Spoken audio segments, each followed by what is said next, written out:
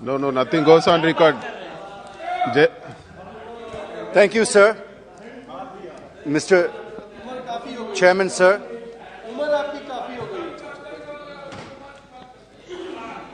Thank you, sir.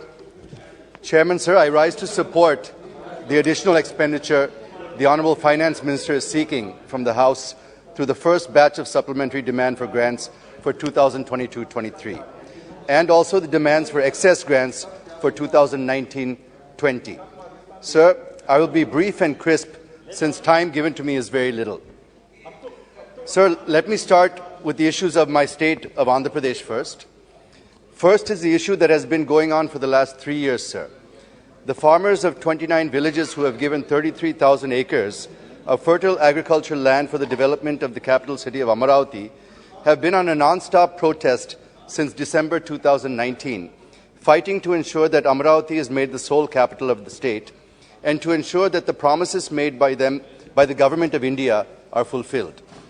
In a few days from now, that is on the 18th of December 2022, we are going to mark 3 years of protest. There has never before been such a long protest by farmers for their rights in the country, sir. I appeal to the Honourable Prime Minister, through the Honourable Finance Minister, to announce that Amaravati will remain the capital of AP. I also request her to provide the funds for the development of Amaravati, as all the development projects are at a standstill.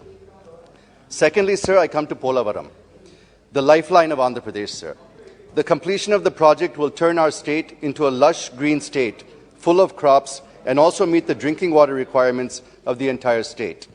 Therefore, I urge the Honourable Finance Minister to approve the revised cost estimate amount of 55,548 crores as recommended by the TAC, which includes the cost for land acquisition and R&R for the people displaced due to the project.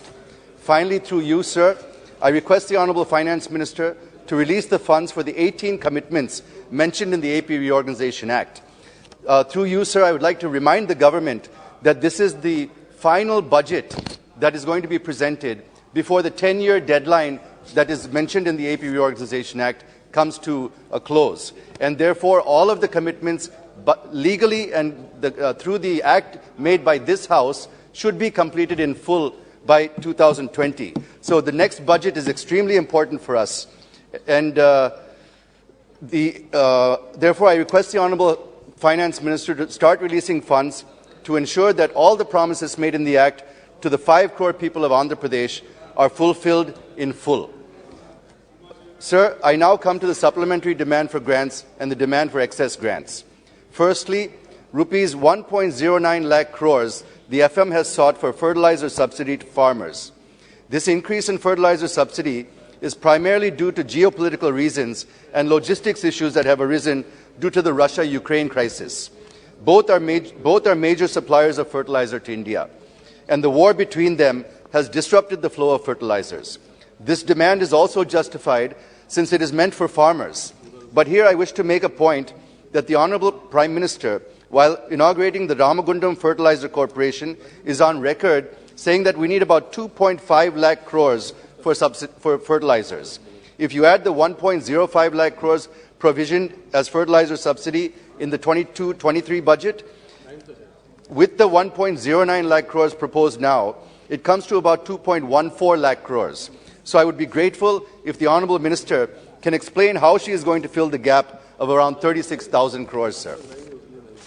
The next demand is about the 30,000 crores towards payment of LPG subsidy to OMCs and the subsidy under the PM Ujjwala Yojana. This is also a welfare measure which nobody can oppose and hence justified. Sir, on the one hand, we have been pushing hard to make India Atmanirbhar, while on the other hand, we are not able to tap the resources that we have. I will give an example, sir.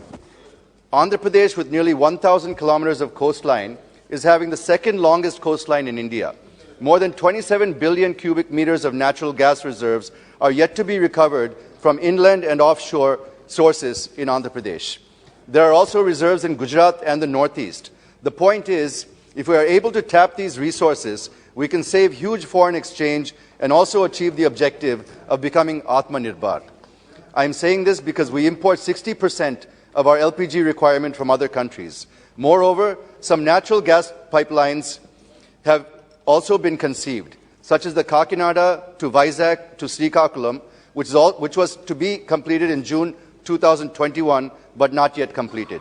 Similarly, there was also a proposal to lay a natural gas pipeline from Kakinada to Vijayawada to Nellore as a part of the government's One Nation, One Gas Grid project. I request the Honourable Finance Minister to clear these from her ministry so that they can be completed as per the schedule, which will help in reducing our dependence on foreign countries, sir. The third major head under which the Honourable Finance Minister sought approval of this House is 16,400 crore for Narega. Well, this also cannot be objected to, since it is also a welfare measure and meant exclusively for the poor. But taking advantage of this opportunity, sir, I wish to make a couple of points on Narega. How long are we going to ask poor, unskilled labour to do manual, unskilled work, sir?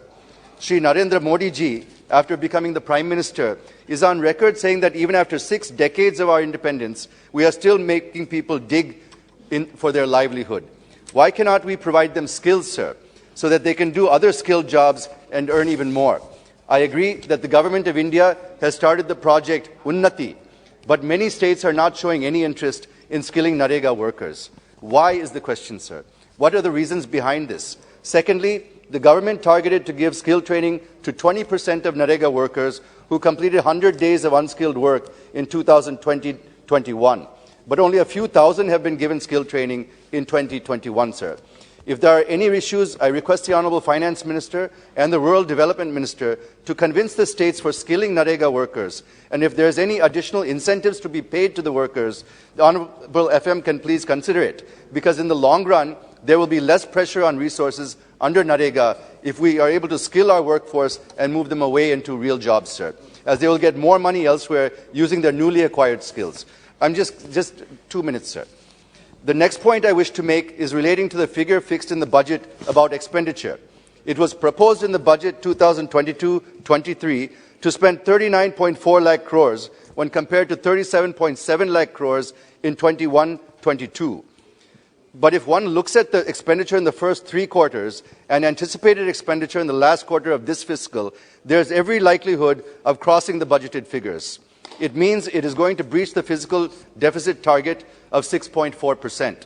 Even though we have better GST collections, and we've got about 1.4 lakh crore collections 9 months in a row now, I wish to know to what extent will this help in keeping the fiscal deficit at 6.4%, because the expenditure may breach by around 1 lakh crores this fiscal year.